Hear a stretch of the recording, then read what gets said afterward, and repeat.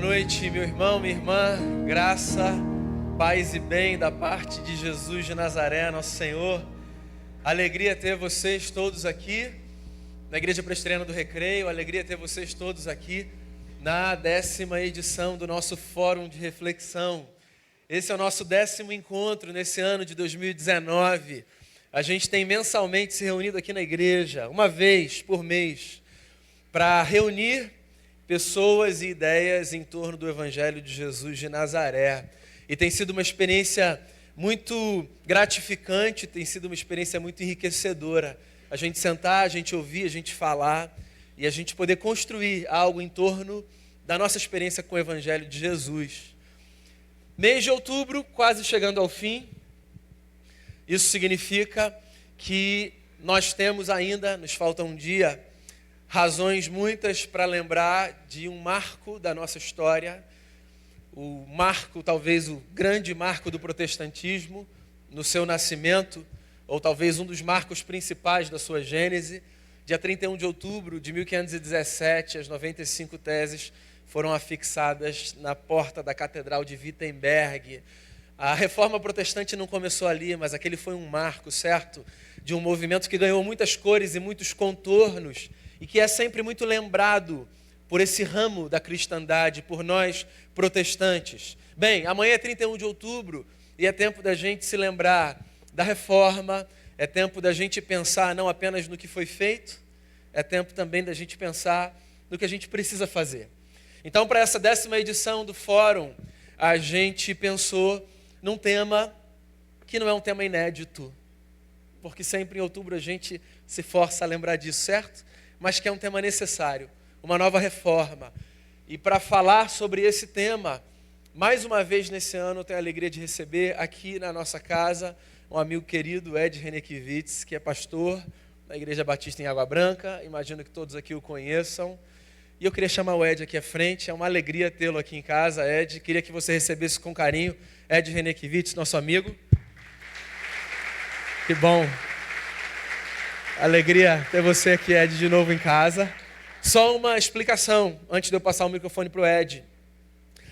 Durante a fala do Ed, se você está aqui pela primeira vez num fórum nosso, aqui no telão vai ficar um número de WhatsApp. Tem a foto do Ed não, o Ed está aqui em pessoa. Agora o número do WhatsApp está aqui, porque se você quiser, depois da fala do Ed, a gente vai ter um tempo de perguntas e respostas. E esse número vai ficar aqui. Então, se você tiver alguma pergunta e você quiser fazer, manda para esse número. E depois a gente vai tentar trabalhar com o máximo de perguntas que a gente puder. Tá bom? Mas eu queria fazer mais uma oração, agradecer a Deus pela vida do Ed, pela sua vida que conseguiu chegar aqui meio de semana. Vamos orar mais uma vez, pedir que Deus nos abençoe. Pai, eu quero te dar graças por mais uma vez a gente estar aqui, nesse fórum, nesse espaço, um espaço dentre tantos. Eu quero te agradecer porque o Senhor nos tem dado o privilégio de nos reunirmos em torno do Evangelho, com o coração aberto para ouvirmos, para falarmos, para sonharmos. Que essa noite seja bela e bendita. Tudo o que a gente faz para a glória do Cristo que deu sentido à nossa vida, para a bênção do próximo, para que pessoas sejam tocadas. Então que a tua graça seja sobre nós, sobre o Ed, sobre cada irmão e irmã presente aqui, sobre quem nos acompanha de casa, de longe. Que seja uma noite cheia da tua beleza, cheia da vida do Evangelho, e uma noite que nos impulsione para pensarmos nas muitas reformas que precisamos fazer. Que o Senhor nos dê graça, em nome de Jesus. Amém. Amém.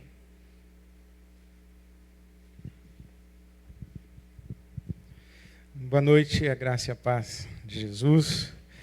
Prazer estar de volta ao Fórum de Reflexão e à Igreja Presbiteriana do Recreio, rever amigos, rever pessoas queridas, estar de volta ao Rio de Janeiro. Obrigado, Daniel, pela acolhida, pela amizade. Obrigado. Nosso tema da noite é uma nova reforma. Falar sobre isso é falar da nossa identidade, falar de quem nós somos, daquilo que nos constitui dentro da nossa peregrinação espiritual e da nossa experiência religiosa.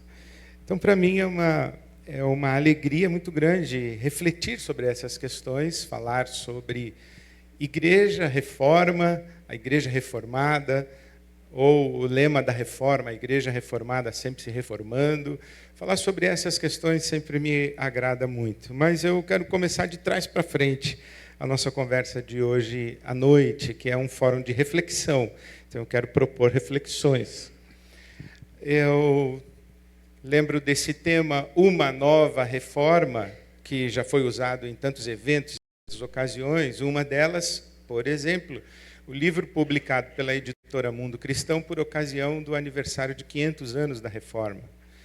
Nós comemoramos em 1917, nós comemoramos 500 anos da Reforma. Então, por ocasião dos 500 anos da Reforma, a editora Mundo Cristão publicou um livro que o título foi exatamente esse, Uma Nova Reforma.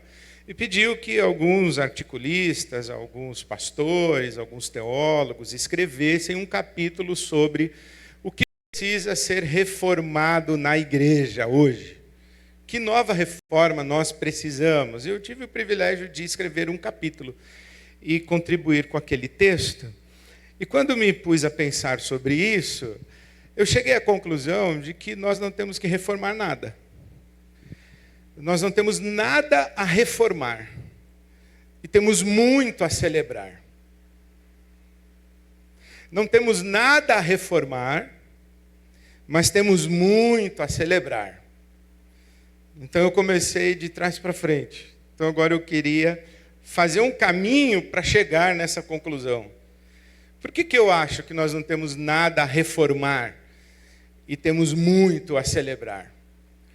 Vamos pensar sobre igreja. Porque se nós estamos falando sobre uma nova reforma, quem faz essa pergunta, o que é que precisa ser reformado na igreja, está falando sobre reforma na igreja, está falando de igreja. Tá, então vamos pegar essa expressão igreja. Quando a gente fala igreja, o que isso quer dizer? O que a palavra igreja traz para nós como conceito, o que ela significa para nós? Então eu fiz essa pergunta para mim, o que é igreja? E fui na Gênese. A gênese da palavra igreja, como nós a pronunciamos hoje, é Mateus capítulo 16, quando Jesus está na cidade de Cesareia de Filipe. Cesareia de Filipe, o nome Cesareia já sugere para você que é uma cidade que foi construída, não necessariamente construída, mas ela foi toda reformada em homenagem ao imperador César Augusto. Essa grande mexida na cidade, o nome original da cidade é Pan, ou Pâneas, em homenagem à deusa Pan, egípcia. Mas quando Herodes, o rei Herodes, assume essa cidade, ele faz uma grande reforma, muda o nome para Cesareia, em homenagem ao imperador César Augusto.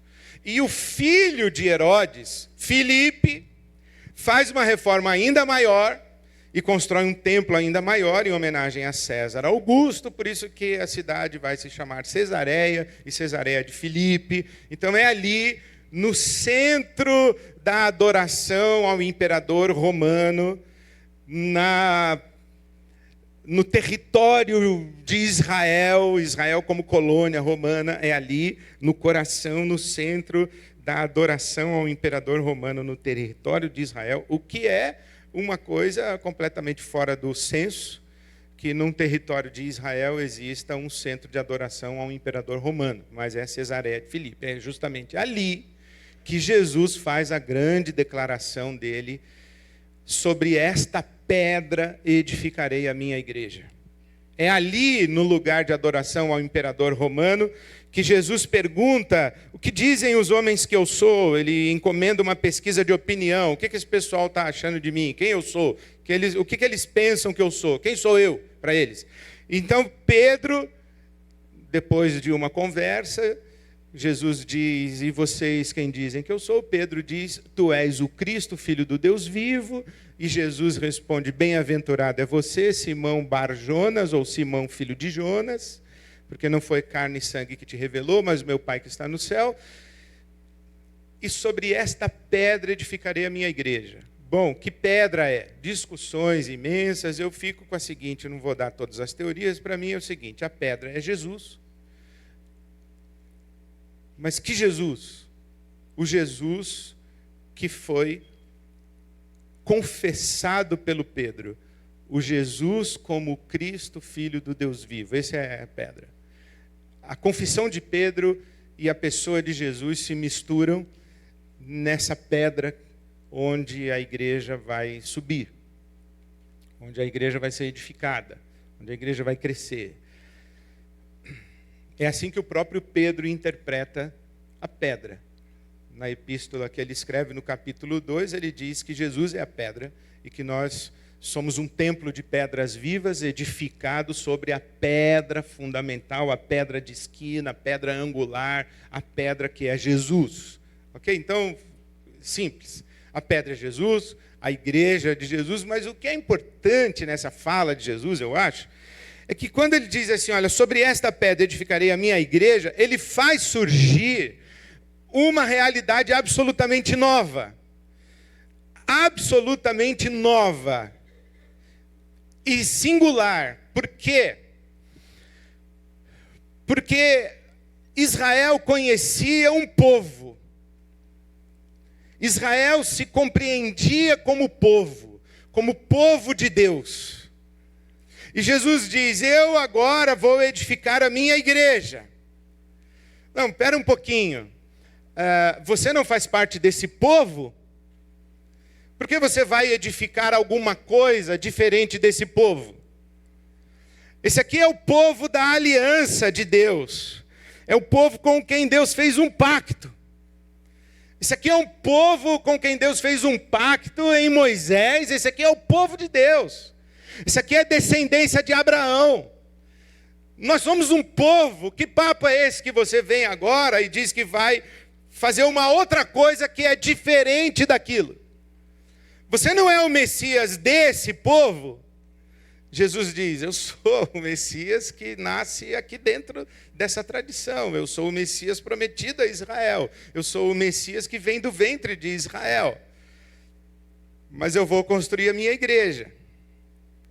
A palavra igreja tem conotações diferentes. Ela era usada à época para se referir a um ajuntamento de pessoas, a uma assembleia, mais precisamente, um ajuntamento de pessoas. Por exemplo, um pessoal reunido para apedrejar o apóstolo Paulo era uma eclesia. Um ajuntamento de pessoas era uma eclesia. É claro que a assembleia grega na praça pública para discutir os problemas da polis, da cidade, essa assembleia era eclesia. Então, eclesia, que nós traduzimos para igreja, era uma palavra corrente. Jesus está dizendo, eu vou edificar uma assembleia minha. Vai ter um povo que é meu. E esse povo aqui, ele é um povo também que nasce de um pacto. Se aquele povo nasceu do pacto de Deus, a partir da promessa para Abraão e do pacto com Moisés, esse aqui de Jesus, a igreja de Jesus, ela tem o signo do seu corpo e do seu sangue. Esse é o meu corpo, esse é o meu sangue, lembrem-se de mim, celebrem comigo.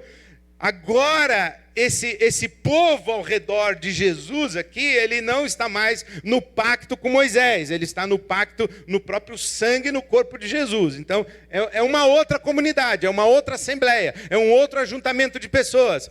Esse povo, ele tem uma identidade étnica muito definida. Esse povo não, esse povo aqui é gente de toda raça, tribo, língua e nação. Esse povo é gente do mundo inteiro, é gente de todas as famílias da terra. É em Jesus e no povo de Jesus, na igreja de Jesus, que se cumpre a promessa de Deus a Abraão. Em ti serão benditas todas as famílias da terra. Onde todas as famílias da terra são benditas, abençoadas? Em Jesus. Aqui todas as famílias da terra são abençoadas. Então esse povo aqui de Jesus é uma coisa nova que acontece.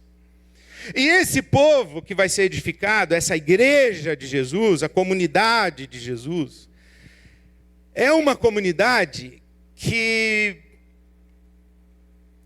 ela é, num primeiro momento, muito mais um encontro do que uma organização. Onde estiverem 2 ou 3 reunidos, ali eu estou no meio deles. Então essa comunidade de Jesus tem a ver com reunião. Reuniu, Jesus está presente. Reuniu em nome de Jesus, Jesus está presente. Dispersou, dispersou. A eclesia é reunida. A eclesia, a assembleia é congregada. A igreja de Jesus, ela é uma igreja não capturável. Ela é uma igreja não governável, ou não humanamente governável, digamos assim. As pessoas se reúnem em volta dele. As pessoas se reúnem na fé de que ele é o Cristo, o Filho do Deus vivo. As pessoas se reúnem na fé de sua ressurreição. As pessoas se reúnem em volta de Jesus. Então a igreja de Jesus é uma comunhão de pessoas ao redor do Cristo ressurreto. Todo mundo que diz, tu és o Cristo, Filho do Deus vivo, que faz essa profissão de fé, está em volta do Cristo, é a eclesia do Cristo. É a igreja do Cristo. É o povo do Cristo. E aí você lembra que quando Jesus disse assim, olha, eu vou te dar as chaves do reino. E o que você ligar na terra será ligado no céu, e o que você desligar na terra será desligado no céu. Lembra disso? Que Jesus, quando diz, olha, sobre esta pedra vou edificar minha igreja e eu vou te dar a chave do reino. O que quer dizer a chave do reino? O que foi que Jesus deu para o Pedro? Chave do reino. O que quer dizer isso? Quer dizer o seguinte, os rabinos da época de Jesus, o que eles faziam? Eles discutiam a lei o tempo inteiro. Eles queriam saber como colocar a lei em prática. Eles discutiam a lei. E cada rabino tinha uma escola rabínica. Seguia o rabino Isaac, o rabino Levi, o rabino Estevão, seguia o rabino Moshe, ia seguindo, cada um seguia um rabino. Cada rabino que tinha uma escola rabínica, uma escola de interpretação da lei de Moisés, se dizia que esse rabino que tinha uma escola tinha a chave do reino. E a chave do reino, o que era? A autoridade de proibir e autorizar, de abrir e fechar, ligar e desligar. Então, por exemplo, a lei diz que não pode trabalhar no sábado, não pode trabalhar. Ir no supermercado, comprar coisa é trabalhar? Um rabino ia dizer assim, trabalhar, não pode ir no supermercado de sábado. O outro rabino dizia assim, não, mas se você for para o supermercado só para a sua família, aí você pode. Se você for no supermercado e vai ser para mais gente, não pode. Um rabino diz assim, andar no sábado é trabalhar? Um rabino dizia, olha, se você andar 8 quilômetros sem sacola, tudo bem. Carregando sacola, só 5 quilômetros. Eles discutiam essas coisas. Por exemplo, se a sua casa pegar fogo no sábado, apagar o incêndio é trabalhar? O rabino dizia, é trabalhar, não pode apagar o incêndio da sua casa se for sábado. E não pode ficar pegando coisa lá, suas joias, e pegar seu relógio, pegar sua roupa, seu sapato, Prada, para você sair da sua casa, tem que deixar pegar fogo. Aí um outro rabino falou assim, mas se você sair vestido com 4 casacos, um em cima do outro, não está carregando, está vestindo, então pode. Eles discutiam essas coisas. E o que significava isso? É que cada rabino tinha uma interpretação da lei. Uns mais flexíveis, uns mais conservadores, uns mais rigorosos, uns mais compreensivos, uns chamados mais liberais, outros mais tal. Por exemplo, você se lembra quando perguntaram para Jesus, é lícito um homem se divorciar da sua mulher em qualquer situação? O que eles estavam perguntando? Qual é a sua escola rabínica? O senhor permite e proíbe em que situação? O senhor abre e fecha, o senhor liga e desliga, em que situação? O senhor tem a chave do reino, o senhor é um rabino que tem a chave do reino. Então, quando Jesus diz assim, olha, eu vou dar para você a chave do reino, o que ele está dizendo para Pedro é, eu vou dar a prerrogativa para vocês, apóstolos, abrirem e fecharem. Por isso que em Atos 15, quando o pessoal está reunido lá, discutindo. Tem um pessoal aí que não é judeu e quer seguir Jesus, tem que circuncidar. Aí tinha um pessoal conservador que dizia, tem que circuncidar. Os não conservadores, entre eles Paulo e Barnabé, os não conservadores disseram assim, não tem que circuncidar. Não, não tem. O que eles estão fazendo em Atos 15, quando eles dizem, olha, abstenham-se da imoralidade sexual, abstenham-se da carne sacrificada e está tudo bem, não precisa circuncidar. O que eles fizeram? Usaram a chave do reino. Proibiram, permitiram, disseram o que podia, o que não podia, o que devia, o que não podia. Então, num primeiro momento, o que está acontecendo é que a igreja é uma comunidade ao redor do Cristo ressurreto. E quem faz parte dessa igreja? Todo mundo que confessa que Ele é o Cristo, o Filho do Deus vivo. Todo mundo que professa fé na sua ressurreição. E quem é que sabe quem são essas pessoas? Só o Cristo. Tanto é que os discípulos falam, isso aí não é não, mas Jesus fala, olha, vai que é, melhor você não... Você fica achando que é joio, mas é trigo, e tem gente que você acha que é trigo, mas é joio, melhor você não se meter nisso. Esse julgamento de quem é a igreja e quem não é, quem é a comunidade do Cristo e quem não é, Jesus diz, não se mete nisso. Não se mete nisso, deixa que o Pai vai resolver lá no último dia. Aqui é a comunidade do Cristo, em volta do Cristo, e é um movimento meio anárquico, porque o pessoal está andando com Jesus e os discípulos não gostam muito, e aí Jesus diz, olha, esse pessoal aí vai chegar no reino de Deus primeiro que vocês, hein? Vocês prestem atenção. Mas essa mulher não pode, esse homem não pode, esse leproso não pode. Jesus diz, vocês têm que rever todos os conceitos de vocês, porque a minha comunidade é de outra ordem, é de outro tipo, é melhor vocês aprenderem um pouco. Mas, num segundo momento, os apóstolos estão com a chave do reino na mão. E eles começam a orientar as igrejas, o que as igrejas devem crer, não devem crer. Paulo escreve para a igreja de Corinto falando sobre ressurreição. Paulo escreve para a igreja de Corinto falando sobre carne sacrificada aos ídolos, participação tal. Fala sobre os irmãos que estão tendo briga judicial em praça pública. Fala sobre a maneira de participar da Eucaristia, da ceia. Fala sobre o ministério da mulher. Os apóstolos começam a orientar a igreja. Se o sujeito é escravo e se converteu, o que ele faz? E se o sujeito tem escravo e se converteu, como é que ele trata o escravo agora, que é irmão dele? Os apóstolos começam a orientar. As cartas, as epístolas apostólicas do Novo Testamento são o quê? Os apóstolos pegando essa comunidade do Cristo e dando forma a essa comunidade. Começa a organizar a comissão, chama de diácono, aí chama esse aqui de presbítero, aí tem uns caras que é metido a bispo, outros que são profeta, aí tem falso profeta, falso bispo.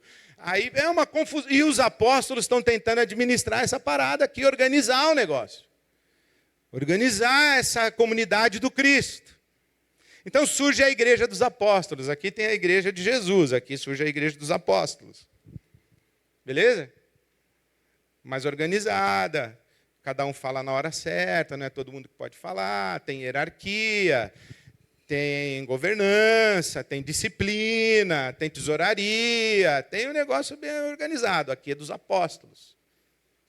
Mas tem um ingrediente que bagunça o rolê dos apóstolos. É uma pessoa inusitada que atende pelo nome de Espírito Santo, que distribui dons. Aí levanta um cara, começa a falar um negócio que ninguém entende, aí o apóstolo fala, senta aí. Aí o outro diz, não, estou entendendo, estou interpretando, deixa ele falar. Aí dá confusão na igreja, porque os dons do Espírito, eles não podem ser gerenciados pelos apóstolos. Eles podem dizer como é que os dons podem funcionar na vida da igreja, mas o Espírito dá sempre uma atravessada. Tudo que é de Deus, que a gente quer colocar dentro de um caixote, que a gente quer colocar dentro de um organograma, dentro de uma hierarquia, de um estatuto, quer colocar dentro de uma institucionalidade, o Espírito Santo dá uma bagunçada no rolê. Você já reparou? Então, tem a igreja do Espírito Santo, que é uma igreja carismática. É uma igreja que dá susto na gente. É uma igreja que acontece coisas que a gente não esperava. Que tem protagonistas que a gente achava que era gente que não devia ser protagonista. O Espírito Santo faz coisas diferentes. Então, essa igreja do Novo Testamento é uma igreja que é uma mistura da igreja de Jesus, a igreja dos apóstolos e a igreja carismática do Espírito Santo. Beleza? Está todo mundo dentro, na mesma página? Estamos indo? Igreja, o que é? Tá. Aí a coisa vai. Até que acontece um barato lá em Jerusalém, que é o martírio do Estevão, lembra? Estevão foi martirizado, apedrejado. E o que acontece quando o Estevão é apedrejado?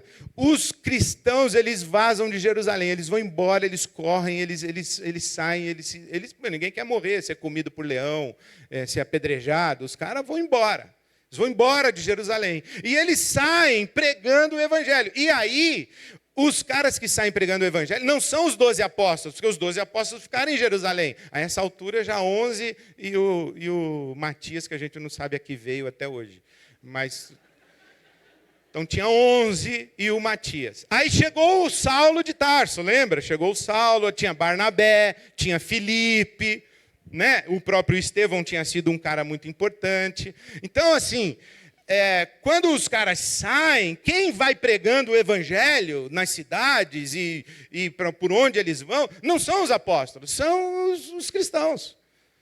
E como é que eles pregam? Eles pregam porque o Espírito Santo distribui dons. O Espírito Santo unge uns caras para apóstolo, outros para evangelista, outro para pastor, outro para mestre, outro para profeta. E é uma bagunça espiritual santa do Espírito Santo de Deus. E a igreja se alastra. A igreja vai embora e ela transborda Jerusalém, e ela começa a penetrar as cidades do Império Romano, e aí crescem, nascem um monte de comunidades e pequenas igrejas, e igrejas familiares, igrejas nas casas, e os cristãos vão se multiplicando, e aí o imperador romano fica bravo e manda o leão comer e bate, e quanto mais mata, mais multiplica, e quanto mais persegue, mais a igreja cresce, mais ela se fortalece, e o chão que é banhado pelo sangue dos mártires faz nascer vida e vida e vida, e daqui a pouco o Império Romano não sabe o que fazer com os cristãos, até que um dos imperadores diz: tive uma ideia, já que a gente não pode com eles, a gente se alia, vamos ficar amigo desses caras. E Constantino, a gente não sabe direito se ele se converteu, mas disse que se converteu. Como a gente não pode ficar dizendo quem é joio e quem é trigo, o cara falou que se converteu. Constantino. Isso aí nós estamos já no ano 325. E aí o cristianismo, que era perseguido e se alastrou de uma maneira quase anárquica, governada pelo Espírito Santo, porque fugiu completamente do controle dos apóstolos. Fugiu completamente, é muita gente.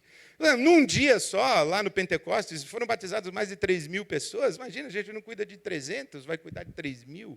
Então, não dá.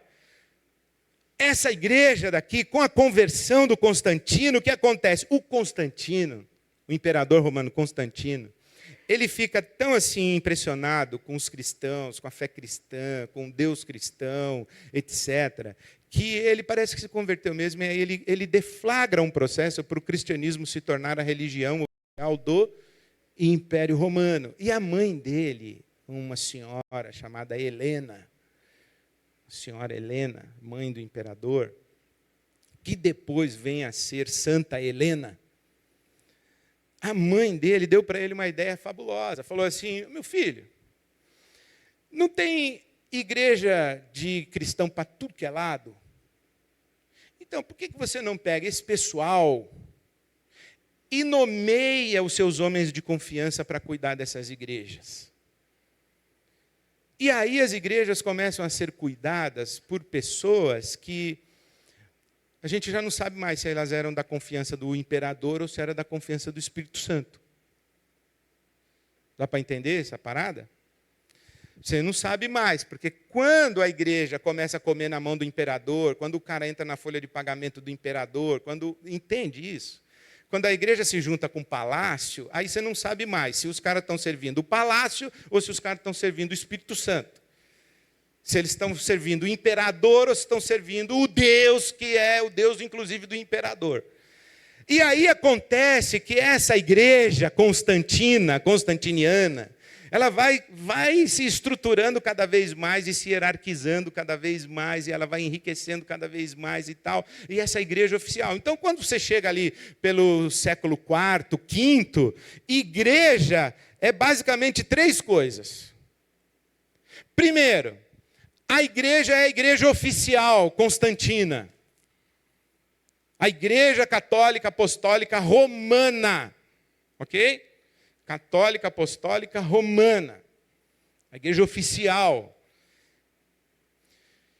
Segundo, a igreja é um montão de cristão e comunidade, grupos espalhados pelo império inteiro e para tudo que é lado.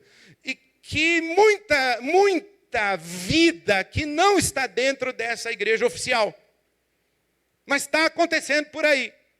Do mesmo jeito que hoje, por exemplo, tem a igreja presbiteriana do Brasil, mas tem um irmão que abriu um ponto de pregação na garagem da casa dele e pessoas começaram a se converter e ele não tem nem seminário, ele não passou pelo concílio, ele não é reconhecido pela hierarquia oficial da igreja, mas ele é. Então, ali no século IV, V, tem um monte de comunidade assim que não está dentro do cristianismo oficial. E tem também o tal do chamado movimento monástico, os caras que falaram assim, olha, se a gente ficar aqui dentro da igreja oficial, a gente vai se corromper, então vamos para o deserto. E eles foram para o deserto, fizeram os mosteiros e etc. E a igreja foi seguindo assim. Chegou no ano 1000, por exemplo, teve uma briga lascada, surgiu a igreja do Oriente, que brigou com a igreja do Ocidente, aí tem a igreja ortodoxa, e tem um monte de coisa acontecendo. Chega no ano 1500 e pouco, tem uma briga também. Uma briga. Aliás, tem uma história bonita da Reforma Protestante. Um monge tcheco chamado John Hus. Hus quer dizer ganso. John Hus. João Ganso. João Ganso, ele era tcheco.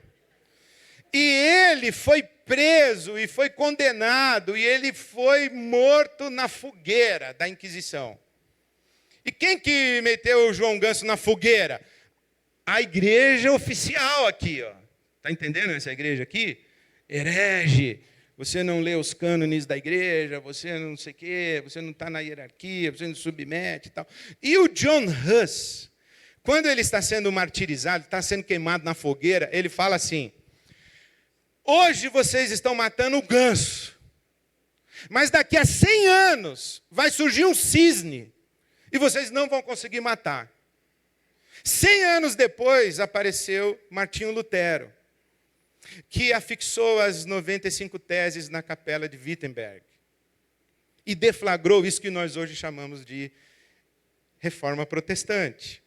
Tem as figuras da Reforma Protestante.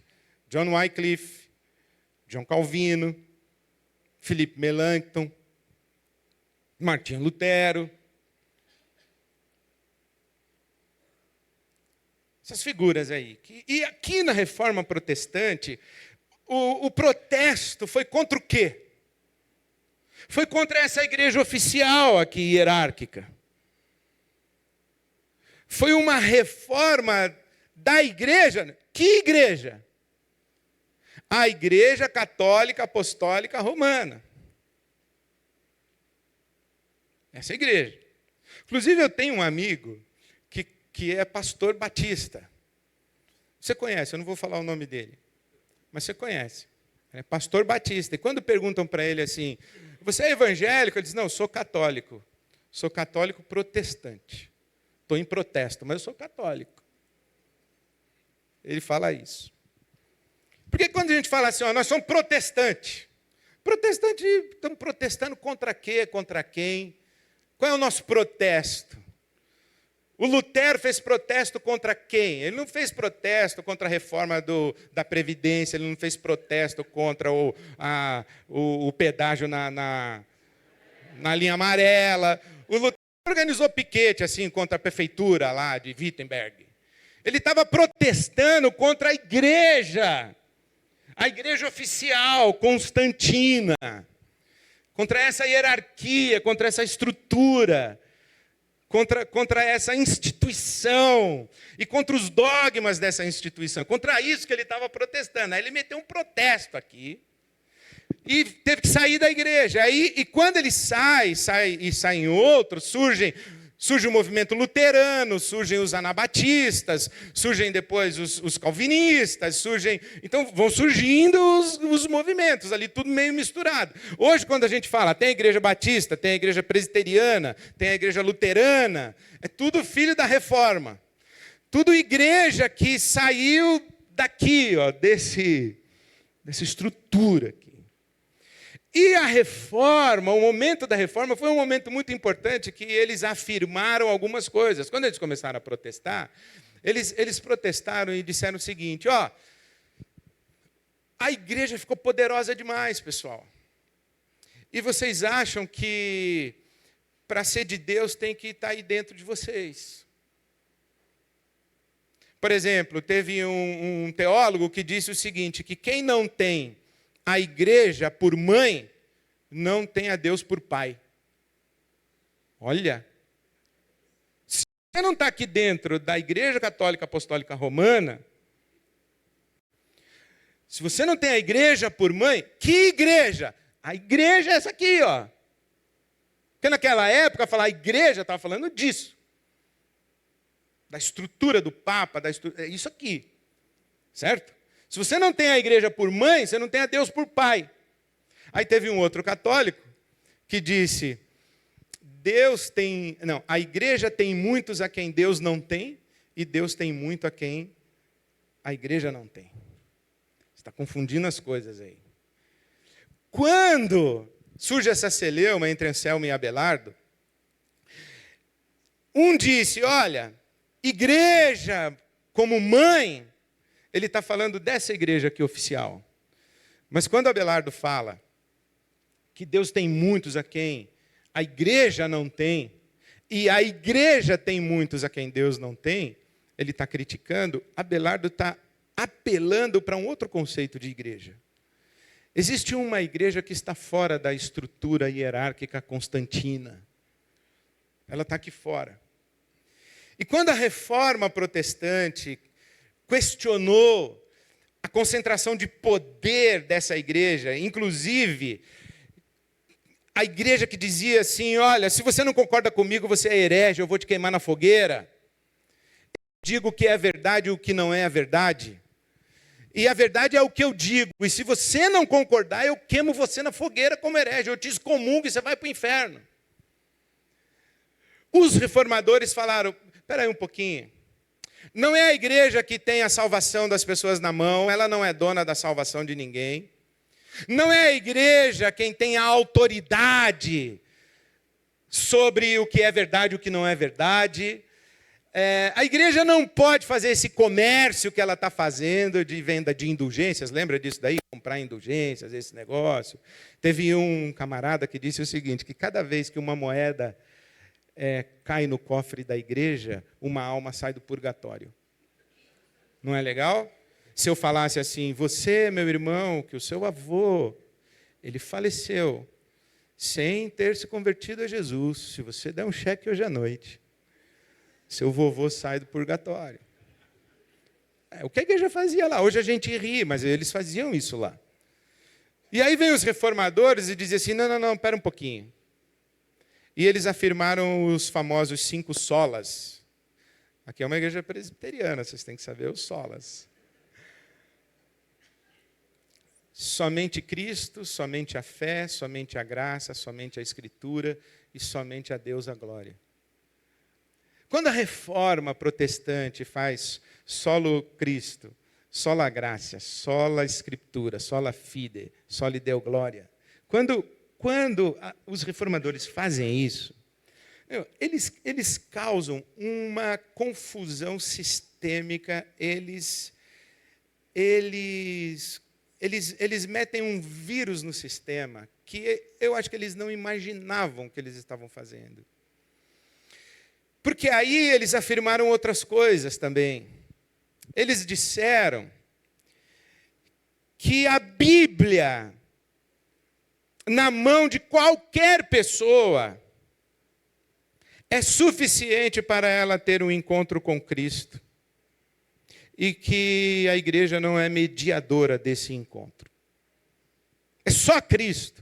Há um só mediador entre Deus e os homens. Quem? Jesus Cristo, homem. Não tem a mediação da igreja. E é só a Escritura, não é mais o tribunal da igreja, é a Escritura. Eu não me submeto mais ao cânone da igreja, eu me submeto à Escritura. E na hora em que a minha consciência achar que o cânone da igreja não está conferindo com a Escritura, eu fico com a Escritura contra a igreja. E eu escrevo, inclusive, e coloco lá na porta da igreja o que eu não concordo com a igreja, porque eu estou com a Bíblia na mão. E eu confronto.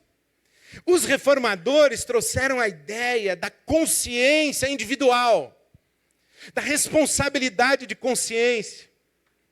E se agora a igreja não é mediadora da minha salvação, e não interessa se eu nasci, fui batizado quando era pequenininho, eu tenho que ter uma experiência com Cristo. Eu tenho que receber a revelação a respeito do Cristo. Eu tenho que depositar minha fé na pessoa do Cristo. Eu tenho que nascer de novo e não apenas ter sido batizado na igreja. Quando os reformadores começam a falar isso que nós estamos falando hoje, o que eles fazem? Eles geram uma realidade que é a afirmação da autonomia da consciência, a afirmação da suficiência de Cristo, a afirmação da autoridade da Escritura, e cada pessoa se torna responsável pela sua peregrinação espiritual. Tão responsável que ela, inclusive, tem a responsabilidade de criticar a igreja, de confrontar a igreja, de dizer quando a igreja erra. Que igreja? A igreja constantina. Que igreja? Qualquer estrutura institucional, qualquer estrutura hierárquica, qualquer estrutura dogmática, qualquer estrutura coletiva que vai determinar o que eu devo crer ou deixar de crer, como eu devo viver ou deixar de viver, qualquer estrutura está sub judice. Eu, com a Bíblia na mão, diante de Jesus, o meu Senhor, sou responsável. É isso que os reformadores disseram, que cada um de nós é sacerdote de si mesmo. O sacerdócio universal de todos os cristãos. Não é o padre, o bispo, o apóstolo, o pastor. Não é o clérigo quem responde pela sua vida espiritual. É você. Sou eu. Isso me liberta, isso me dá autonomia. Isso me empodera, mas isso me dá muita responsabilidade. Porque viver livre significa tomar nas mãos a prerrogativa de responder. O que é responsabilidade? É a prerrogativa de responder. Quando alguém perguntar ali agora, quem é o responsável aqui, eu vou dizer, é ele. Ele ali, ele que é o responsável aqui, por esse evento aqui, por essa igreja, por isso aqui que está acontecendo, eu só sou o convidado que veio aqui falar. Responsável é ele quem tem a responsabilidade. É ele que responde por. Quando a gente fala quem é responsável, então quem é responsável pela sua vida espiritual? Você. Quando eu falo quem é responsável pela sua vida espiritual? Meu avô, minha mãe, meu pai, minha mulher, meu marido, pastor da minha igreja, o bispo. Não, você. A reforma protestante falou isso. A igreja, não, é você. É isso que quer dizer só Cristo, só a Escritura, só a graça, só a fé e somente a Deus a glória. A igreja deixa de ser mediadora. É só Cristo.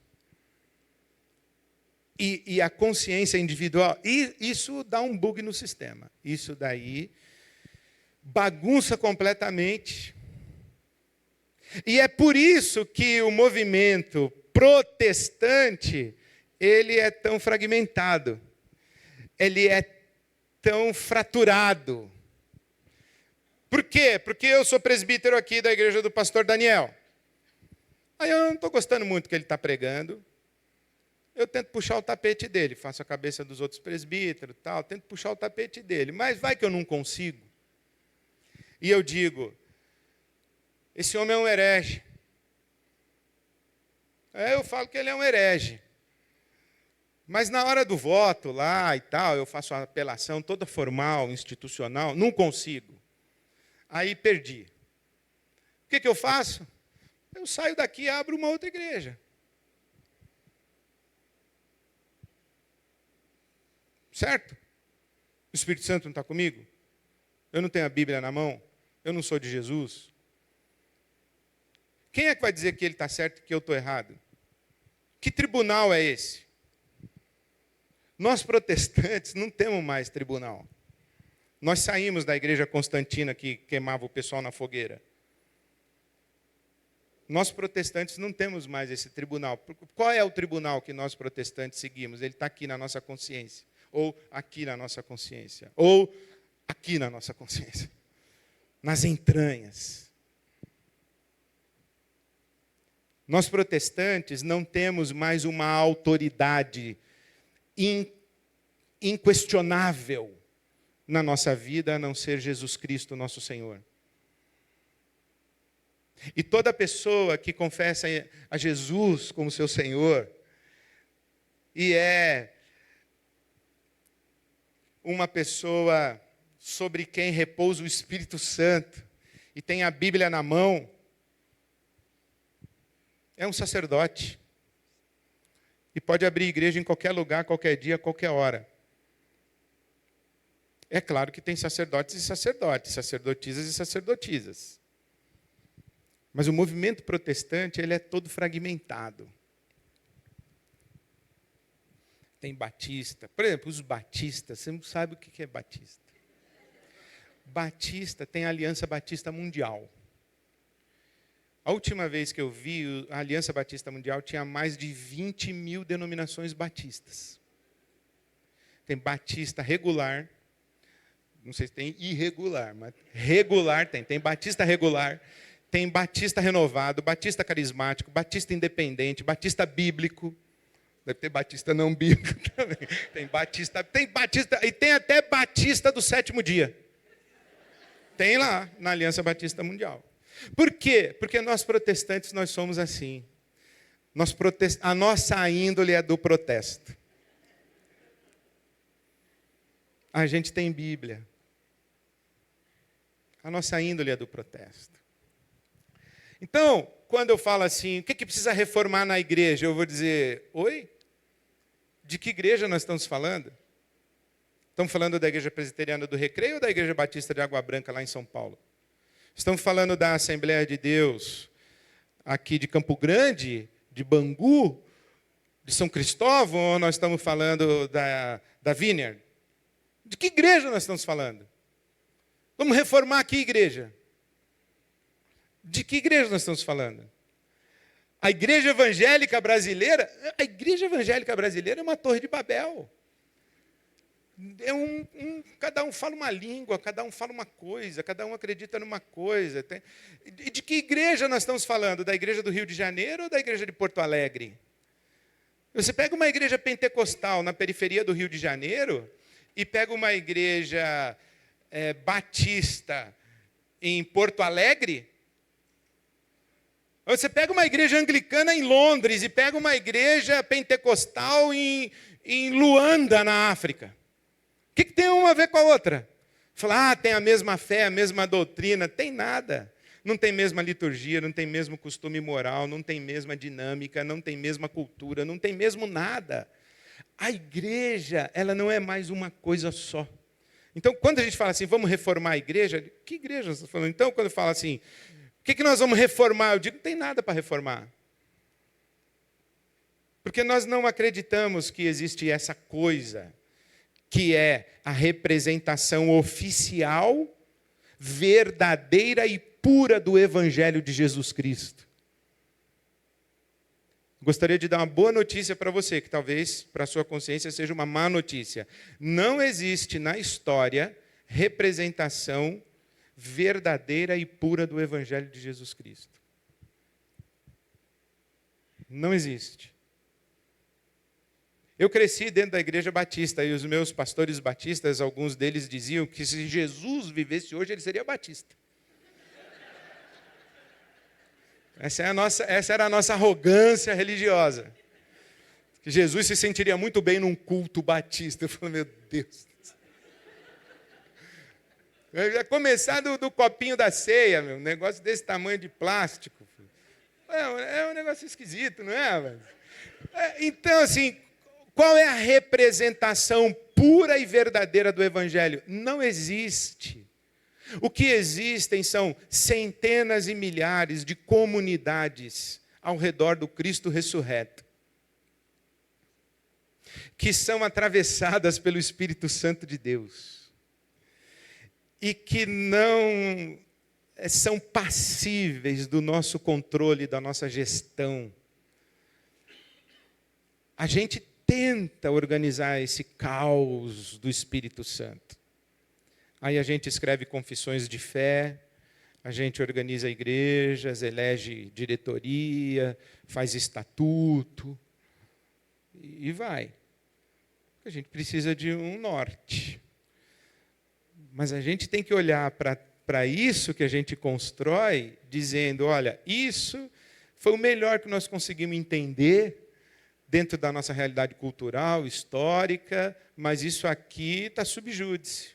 Pode mudar a qualquer hora, e aqui ninguém é dono da verdade, aqui ninguém queima mais ninguém na fogueira.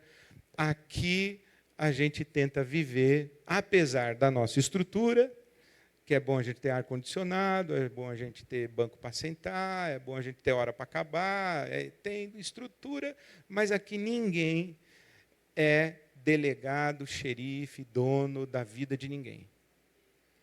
Aqui ninguém condena ninguém, aqui ninguém julga ninguém, aqui a gente acolhe as pessoas que dizem que são de Jesus.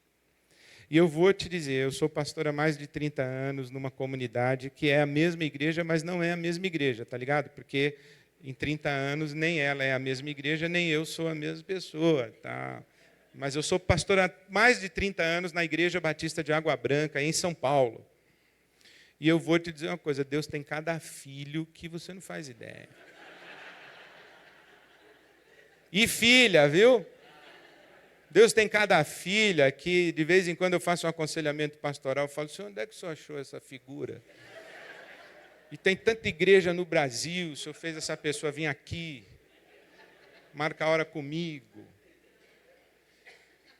E eu não julgo, não condeno, eu não sou dono da verdade. Eu digo assim, senhora, senhor, irmão, irmã, eu não compreendo assim como você está me dizendo, mas não significa que eu estou certo e você está errado. Pode ser que eu esteja errado e você esteja certo. Só que aqui na nossa comunidade nós combinamos algumas coisas, que ninguém bate em criança. Aqui na nossa comunidade. Ninguém abusa de criança. Aqui a gente paga as contas, aqui a gente canta para Jesus, a gente não pula 7 ondinhas em 31 de dezembro. Tá ligado? Aqui nós combinamos algumas coisas, mas essa é a maneira como nós combinamos. Essa é a maneira como nós entendemos o Evangelho, essa é a maneira como nós lemos a Bíblia, são os acordos que nós fizemos. E pode ser que daqui a um ano a gente tenha que revisar o acordo. Pode ser que daqui a um ano a gente tenha que rever a leitura que a gente fez, porque outras informações chegaram, outras pessoas vieram. E é isso que é belo na Reforma Protestante, que a igreja reformada ela está sempre sendo reformada. Porque se não existe uma expressão pura, verdadeira do Evangelho de Jesus, existem experiências históricas comunitárias condicionadas pelo seu contexto social, cultural, nós estamos sempre atentos. sempre ajoelhados, sempre com a Bíblia aberta e sempre buscando o discernimento de Deus. Então eu termino fazendo uma propaganda do que eu estou fazendo lá na minha igreja local e que está sendo uma aventura muito interessante.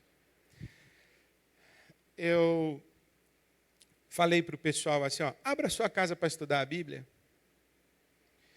E eu vou entrar ao vivo uma noite por semana e você convida algumas pessoas. Ou se não quiser convidar ninguém, não convida. Se você quiser ser só você e a sua esposa, só você e o seu marido, você e os seus filhos.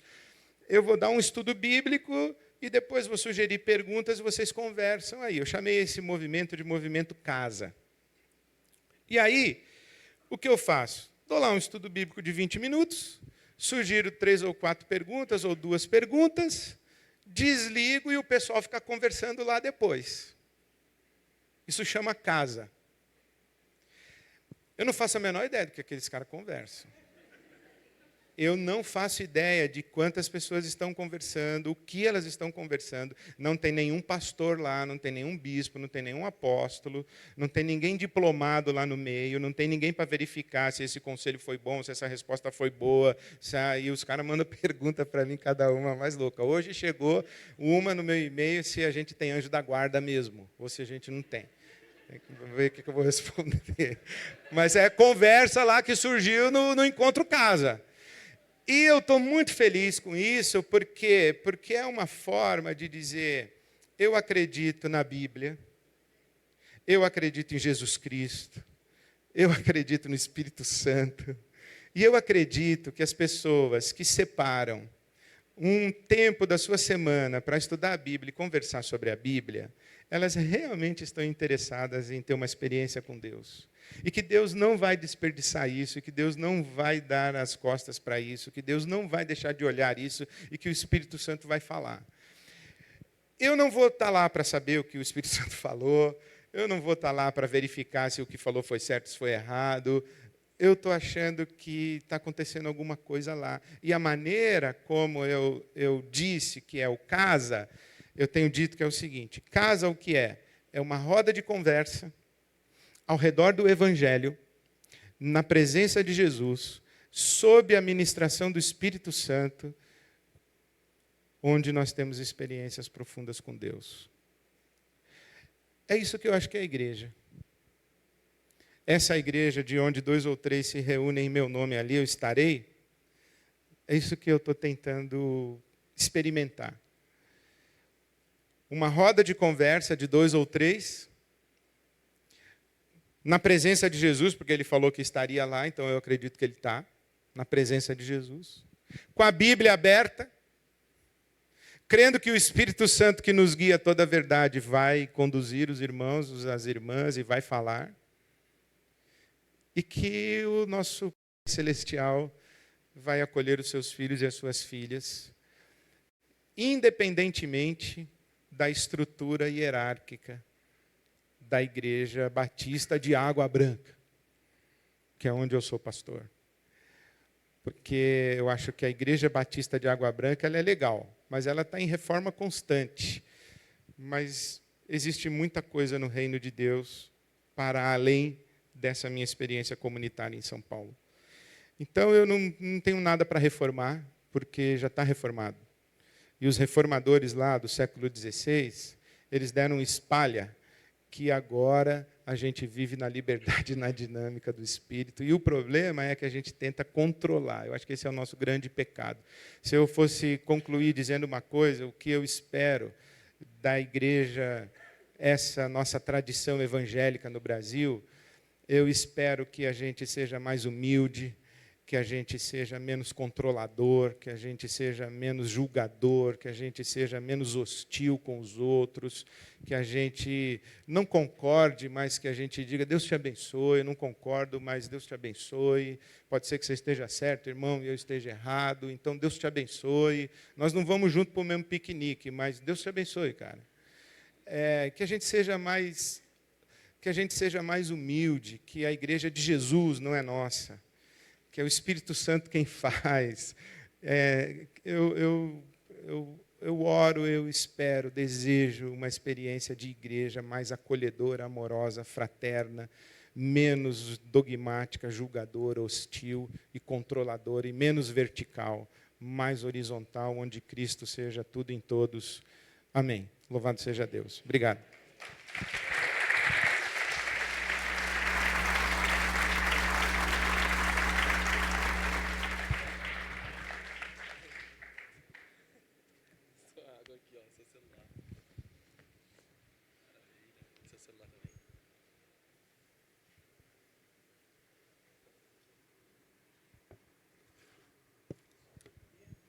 Tô? Maravilha, muito bom. Bem, a gente vai passar agora para a parte de perguntas. Deixa eu só dar uma fala antes, enquanto o Ed estava falando, as perguntas vinham chegando.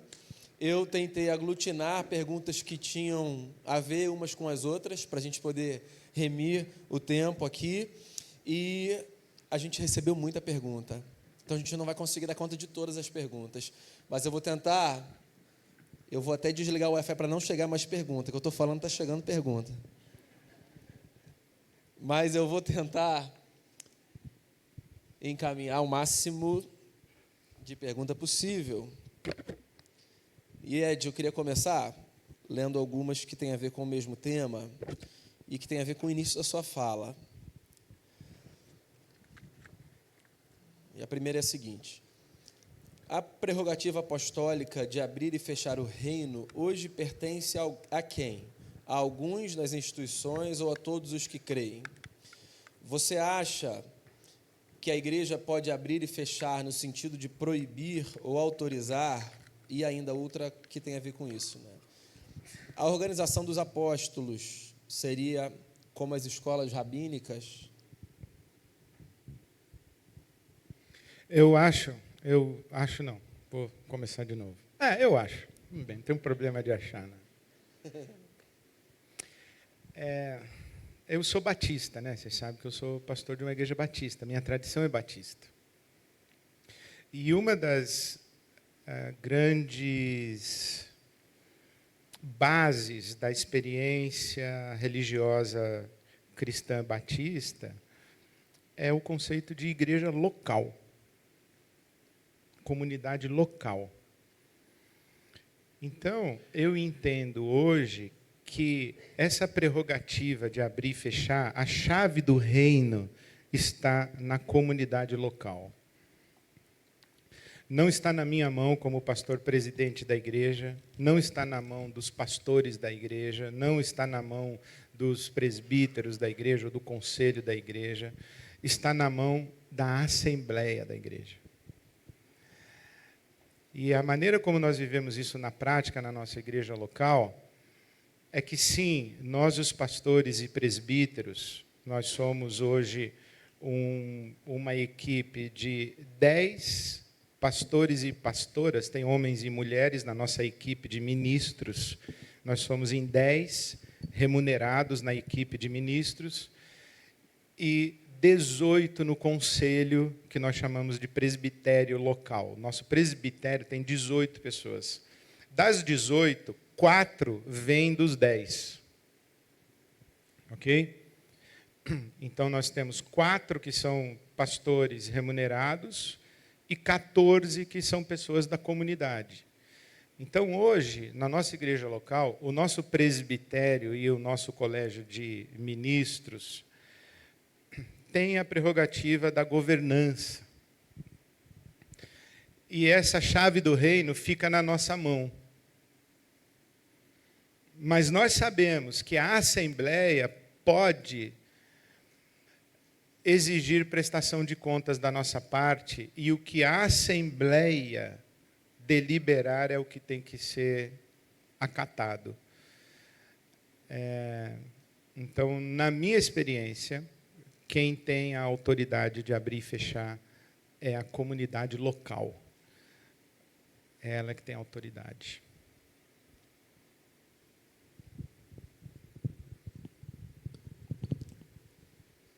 Você acredita que, do ponto de vista doutrinário, a igreja pode ser reformada? O que já acreditamos não está definido? Até que ponto a gente deve mexer em doutrina? E aí vou ler uma segunda que eu acho que faz fronteira, que é, em sua opinião, por que a igreja tem tanta resistência à mudança? Bom, é claro que aquilo que eu falei é a tese. Mas nós temos 2000 anos de história. E nós temos 2000 anos de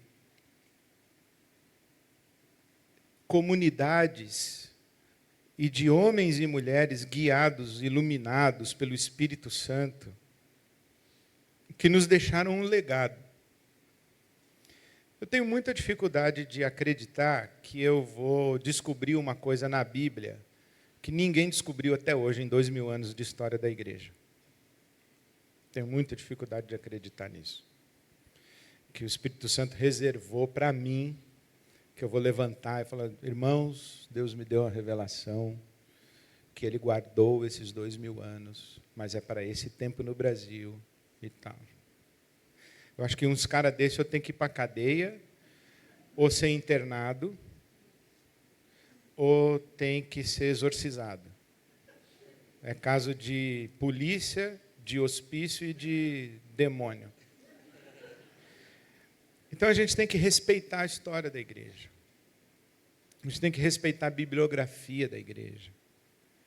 Existe um consenso de compreensão da Bíblia Sagrada. Mas, ao mesmo tempo, esse consenso ele é elástico. A tradição não é unívoca. A tradição é polifônica. A tradição ela não fala uma coisa só, ela fala várias coisas. E compete a cada um de nós buscarmos as referências da tradição e fazermos as nossas opções. Com humildade, sem julgar quem pensa diferente, mas fazendo opções de crenças. Então, eu tenho dificuldade de ficar inventando doutrina. E toda vez que alguém fala de uma doutrina, eu falo, quem mais na história da igreja pensa como você? Qual a sua bibliografia? Tem bibliografia? Tem. Então, está dentro do possível. Quando eu estava no seminário, eu escrevi um artigo para a revista teológica do seminário, e o diretor não gostou do meu artigo e deu para o meu professor de teologia avaliar. O meu professor me chamou e falou, olha a confusão que você me meteu. O seu artigo aí falando essas coisas. E eu falei, mas o senhor que foi meu professor. Falei, o que o senhor vai dizer? E o meu professor, o Dr. Richard Sturz, ele saiu com essa. De fato, o artigo do aluno não é dos mais ortodoxos, mas está dentro dos limites toleráveis de divergência.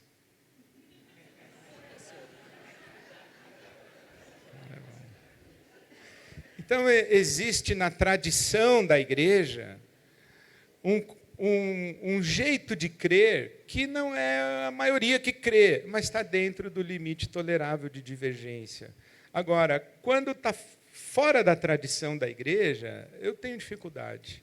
Então, eu sou aberto a doutrinas não tão ortodoxas, mas elas têm que ter bibliografia, elas têm que ter lastro na história da igreja. Essa é a minha cláusula de segurança. E por que a igreja tem tanto medo de mudança? Medo, covardia, hipocrisia, zona de conforto, indiferença com o sofrimento alheio. Tem um monte de razão. Por exemplo, nós queríamos mudar a nossa sede de lugar em São Paulo, saindo de um lugar, de uma rua que era a nossa sede bem pequena, para um outro lugar bem espaçoso. E uma senhora fundadora da igreja disse, pastor, eu sou contra. Eu falei, mas por que a irmã é contra? Eu falei, porque aqui eu venho a pé, lá eu vou ter que ir de ônibus. Eu falei, irmã, faça-me um favor. É por isso que as pessoas têm medo de mudança. Desde os motivos mais pueris do seu conforto particular, até o medo mesmo de estar ferindo a Deus, de estar fazendo alguma coisa errada, de estar cometendo um pecado, de estar saindo da vontade de Deus, são temores legítimos. Por isso que a Bíblia Sagrada diz que os pastores eles devem ser brandos, mansos, dóceis, para ensinar. Ter paciência com as pessoas para entender por que você está resistindo. Fala para mim por que você é contra, e a gente tem que ter paciência para ensinar. E viver em comunidade é esse exercício, de conviver com os medos e com as incoerências dos outros, porque nós também temos os nossos medos e as nossas incoerências. Mais uma aqui, Ed. Você afirmou que Lutero não protestou contra a prefeitura, mas contra a igreja. Mas por um contexto político onde quem escolhia os reis era a igreja e quem matava os inimigos da igreja era o Estado, protestar contra a igreja também não era protestar contra os governos? Pós-separação de igreja e Estado, a responsabilidade da igreja não aumenta? Protestar contra a igreja e contra os governos quando injustos? Quando eu disse que o Lutero não protestou contra a prefeitura, foi uma força de expressão. Porque o Lutero fez tanta besteira com esse negócio de... Ele tinha problema com o príncipe, o Lutero. Às vezes ele era contra, às vezes era a favor, ele tinha uns príncipes que apadrinhavam ele tinha uns príncipes que queriam a cabeça dele. O Lutero ele teve dificuldade com os príncipes, com os donos do poder da Alemanha de sua época. Então, o que eu quis dizer foi que a reforma protestante foi uma reforma da igreja. Foi isso que eu quis dizer. Agora, sim, a reforma protestante trouxe esse legado, em que o cabeça da igreja e o cabeça do Estado não eram mais a mesma pessoa. Isso acontece dentro do anglicanismo, quando o rei quer casar com a cunhada e o Papa não deixa. Aí ele fala, bom, então eu tiro você e fico eu de Papa. E aí começa uma brincadeira muito interessante que se prolonga até hoje. Eu acredito na necessidade da separação igreja-estado. Acredito. Acredito que a igreja tem uma responsabilidade social e ela deve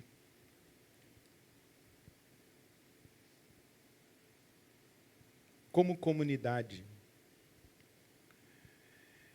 ela deve fomentar a participação cidadã de todos os seus membros.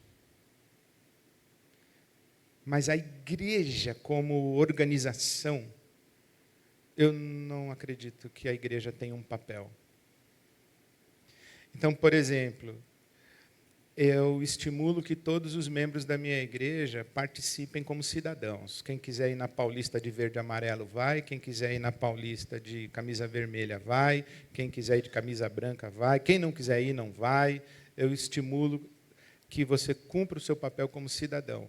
Mas não vá lá levando uma placa dizendo a Igreja Batista de Água Branca está aqui, porque ela não está. Quem está lá é você. Porque se você levar a placa da Igreja Batista de Água Branca com a camisa de uma cor X, vai ter um monte de gente que também é da Igreja Batista de Água Branca que gostaria de estar com a camisa com a cor Y. Então, a igreja, como instituição, como organização, como corpo, quando ela vai em bloco fazer alguma coisa na arena pública, geralmente faz errado. A igreja tem que ser o lugar do fomento da participação cidadã.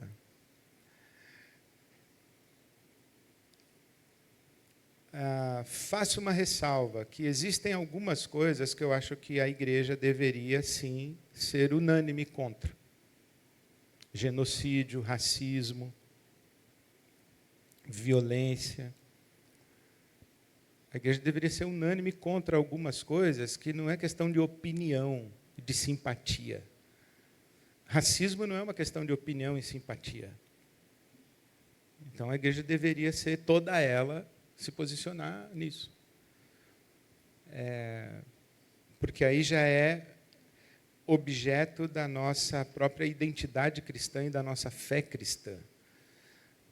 O problema é quando nós vamos para o enfrentamento na arena pública para questões de opinião e divergência. É o que está acontecendo hoje no Brasil. A igreja está dividida por questões ideológicas e políticas, o que é uma vergonha para nós como cristãos de tradição reformada protestante, nós nos dividirmos por isso.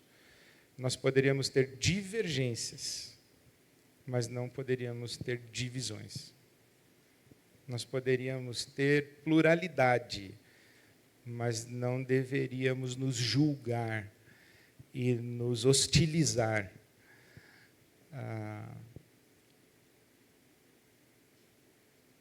Acho que era isso.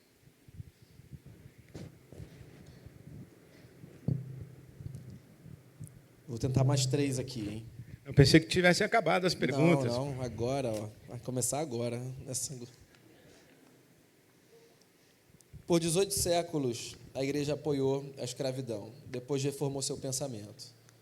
Você acha que outros temas polêmicos, gênero, orientação sexual, por exemplo, papel de mulher, serão reformados? Vou ler uma outra pergunta que também tem a ver com o tema. O que a igreja pode fazer para deixar de menosprezar, desprezar e impedir o exercício dos dons e talentos de cristãos, LGBTs, dentre outros leprosos deste século? E uma terceira, só como um adendo aqui, por que sempre que se fala de reforma protestante, se fala dos feitos dos homens e se relega ao escanteio o papel das mulheres nesse movimento? Desculpa aí. Eu acho que sim, esses temas eles são muito candentes na igreja hoje. Acho que sim, o papel da mulher, a questão de gênero, a questão racial, porque as nossas igrejas, elas são racistas. Elas são estruturalmente racistas. Eu acho que o problema do racismo é um dos maiores problemas da igreja no Brasil. Eu não acho que é a questão de gênero, nem a questão da mulher. Eu acho que o racismo é um problema maior, é um pecado maior. Sim, eu acredito que nós vamos ver mudanças nessas pautas, mas lembrem-se que nós, por 18 séculos, pensamos de um jeito e nos comportamos de um jeito. As mudanças, elas podem não acontecer na velocidade que alguns de nós gostaríamos. O meu compromisso pastoral hoje é de solidariedade às pessoas que sofrem. Porque quem não sofre na sua carne, trata o assunto como um tema e debate citando versículo. Isso é pecado. Quando a igreja está mais preocupada em defender a sua moral e a sua doutrina do que cuidar das pessoas, ela inverteu a prioridade. Ela não inverteu, não, ela traiu a prioridade, que é pessoas. Nada pode entrar no lugar das pessoas. Mas esses temas trazem muitas feridas e dores, então a gente vai ver, sim, mudanças. Se não acontecerem na minha geração, na dos meus filhos, com absoluta certeza. Pode ser que as mudanças que aconteçam na Igreja Batista de Água Branca não aconteçam no tempo em que eu ainda seja pastor. Mas a próxima geração, é inevitável que ela vai viver as mudanças. É inevitável. E graças a Deus por isso. Graças a Deus por isso. Vou fazer mais 2 aqui. Uma bem prática e uma pastoral. A bem prática, ainda existe futuro para a igreja institucional? Sim, eu acredito muito nisso. Eu sou pastor de uma igreja institucional. Eu acho que é uma utopia querer tomar vinho sem taça, armazenar vinho sem odre. Não dá. Tem que ter odre. Jesus não falou para a gente jogar o odre fora. Ele falou que o vinho novo precisa de odre novo. Mas tem que ter odre. E não existe igreja que não seja institucional. Quando 3 pessoas se reúnem, alguém mandou um WhatsApp para o outro. Escolheu o lugar. Começou a reunião. 3 pessoas se reúnem, eu falo, então, ora aí para a gente, Daniel. Pronto, já mandei o cara orar. Já estabeleci a hierarquia. Não, mas essa é uma hierarquia que é carismática. Falei, tá bom. Eu tenho um amigo, por exemplo, que ele falou que eu sou refém da minha igreja institucional e que ele não é mais institucionalizado, ele falou. Ele participa de um movimento. Eu falei, pô, que legal, como é? Se eu quiser fazer parte do seu movimento, eu posso? Não, aí você tem que falar comigo, com fulano e com ciclano. Eu falei, cara, a diferença da sua instituição para a minha é que a minha tem 500 anos, a sua tem 3 anos. A minha tem história, a sua começou com você, ou começou com seu sobrinho, ou com seu tio, ou com seu, sei lá, seu guru. A minha tem 500 anos. Então, eu vejo, sim, que tem futuro para a igreja institucional. Ela vai continuar aí.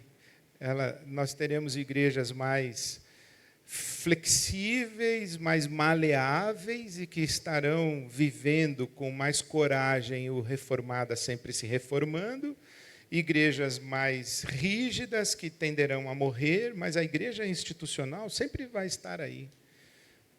Porque nós seres humanos precisamos de forma para as coisas. O problema não é ter forma, o problema é absolutizar formas, é sacralizar formas, é querer perenizar as formas. Esse é que é o problema. Mas a forma sempre vai ter.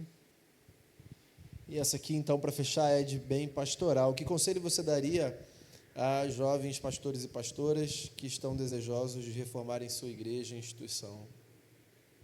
Não tenham pressa. Se você não tem decorado, você que é pastor jovem, não tem decorado, porque eu não tenho, preciso do Google. Mas deve ser o profeta Isaías.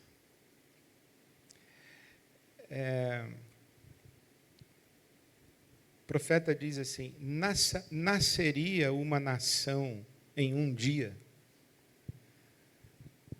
Israel esteve com dores de parto para dar à luz. Então eu diria, olha, não tenha pressa. Não tente fazer atropelando pessoas. Você não está aí para implementar uma visão, você está aí para cuidar de pessoas. Jesus não falou para Pedro, tu me amas? Sim, então implemente uma visão. Ele disse, tu me amas? Sim, então pastoreie as minhas ovelhas. Você não está lá para implementar uma visão. Você está lá para cuidar de pessoas. Então, cuide das pessoas. A sua visão tem que ser cuidar das pessoas. As chatas, as resistentes, as que são do contra, os filhos de Deus aí que ele arruma nos lá e traz, então, as filhas de Deus, temos que cuidar deles. Então, não tenha pressa.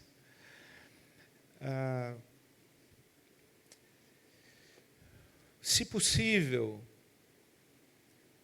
fique onde você está. Fique onde você está. Porque as coisas no reino de Deus, elas demoram a acontecer. Se você sai de um lado para o outro, sai de um lado para o outro. É um tipo de ministério que tem o seu valor e tem o seu fruto. Mas se você quiser fazer alguma coisa consistente da sua vida, aprofunde suas raízes. E prepare-se para sofrer as dores de parto. Isso é o que o apóstolo Paulo fala em Gálatas 4:19. Meus filhinhos, por quem sofro dores de parto até que Cristo seja formado em vocês. Dores de parto. Não é possível pastorear, viver em comunidade sem sofrer, sem chorar, sem se derramar na presença de Deus. Então não tenha pressa. Não atropele as pessoas. Fique e sofra dores de parto por elas. Esse é um sagrado ministério. Amém. Amém. Amém. Muito obrigado, Ed, mais uma Obrigado. vez. Boa noite para todos e todas. Olha, Alegria. gostaria de registrar que eu acabei de dar boa noite para todos e todas. Pessoal, antes da gente fazer uma oração e encerrar, queria fazer um convite. A gente tem dado esse aviso já há um tempo aqui na nossa comunidade. Amanhã de manhã, a gente vai ter um café aqui na igreja para pastores e líderes. O Ed vai estar com a gente, um café organizado em parceria com a Visão Mundial. A gente vai conversar sobre esse tema aqui, ó, uma nova igreja para um novo Brasil. Eu sei que o horário do café não é um horário para todo mundo, talvez essa agenda não funcione para você, mas se essa agenda funcionar para você, se você tem interesse, se você é líder de uma comunidade, pastor, pastora, queria convidar você, a gente vai estar aqui, só que no salão que fica exatamente aqui embaixo. Você vai chegar aqui amanhã, vai descer essa rampinha aqui, e a gente vai estar ali embaixo, vai tomar um café, e a gente vai conversar, e vai ser um tempo muito gostoso, tá bom? Fica aí o meu convite, meu agradecimento, a presença de todos vocês, irmãos e irmãs, as perguntas, meu pedido de perdão, as perguntas que não foram lidas, só por uma questão de tempo, mas muito obrigado. Esse foi o nosso último fórum desse ano. Mês de novembro a gente não vai ter, a gente tem um culto de ação de graças, e vai ser o nosso fechamento do fórum dessa agenda de 2019, vai ser com o culto no mês de novembro. Então essa foi a nossa décima e última edição. Uma alegria ter você aqui, Ed, com a gente no encerramento. Vamos ficar de pé, fazer uma oração, agradecer a Deus pela noite, pedir que Deus leve todo mundo em paz, em segurança, que a gente volte bem, cada um para o lugar que tiver que ir. Pai, quero te dar graças pelo Espírito que sopra sobre a igreja, o Espírito do Cristo, que venceu por nós, que vive em nós, que nos chamou para viver a vida de uma forma radicalmente diferente da que antes a gente conhecia. Que esse Espírito continue a nos movimentar para que a nossa experiência de fé seja para o nosso próprio benefício e seja uma esperança para os irmãos e irmãs e para aqueles que convivem com a gente. Que esse movimento que é a igreja, que se reúne nas instituições e fora delas, que esse movimento seja sempre sensível à voz do Teu Espírito Santo. Obrigado pela noite, obrigado pela vida do Ed, obrigado pela vida de cada irmão e irmã. Leva todo mundo em paz e segurança para onde for, que todo mundo volte bem para o seu destino, que a noite de todo mundo seja de descanso e que o dia de amanhã seja belo para a glória de Jesus, nosso Senhor. Amém. Amém. Deus te abençoe, vai em paz. Muito obrigado pela sua presença.